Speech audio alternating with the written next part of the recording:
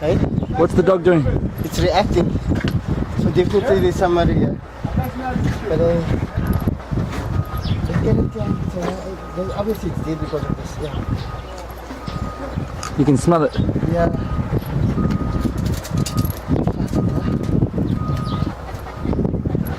What are they suggesting? What's going to happen when the dead leave?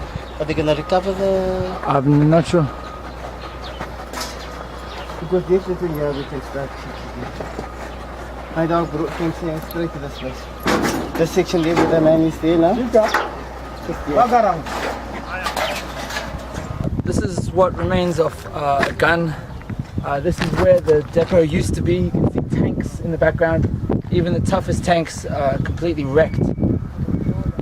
This is exactly where it all begun, where the blast happened, and for about 2 kilometers in every direction, everything's just flattened. They're still finding a lot of live ammunition. They just found a grenade up the road, so it's quite dangerous. They don't want us to walk into the wreckage too much because it could be very dangerous. And the rescue crews are not optimistic about finding anybody alive in this area, so we're going to start looking further out. Behind me you have some of the military tanks that have been stripped down to the core. This is pretty much close to the center of where the depot explosion took place, and around me is ammunition.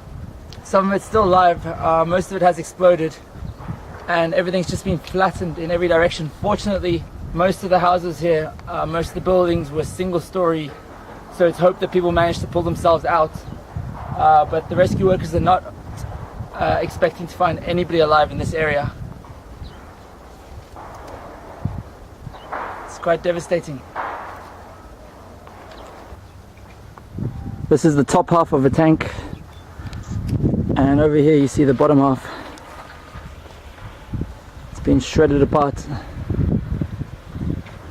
This must be a smell you're quite familiar with. Smell decay.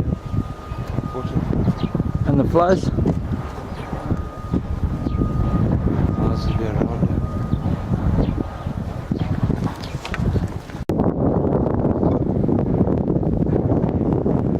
It's like a tsunami came through this town without the waves.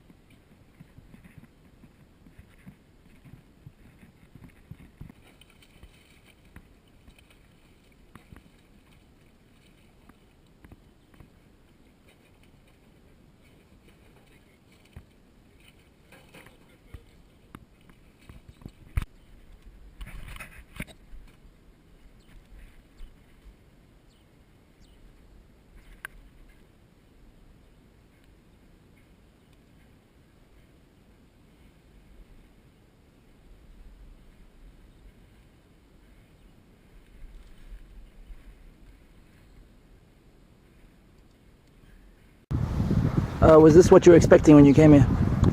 This is far worse than what I expected. Had I not known any better, I would swear this was an earthquake 9.0 on the Richter scale. I've seen bombing in Bosnia, in Lebanon, in Iraq, in Mogadishu, but I've never seen bombs do this kind of destruction. I've seen only this kind of destruction in Haiti, in Pakistan, in all in the earthquakes. But bomb attack, never believe it. Are we going to find anybody alive in this area?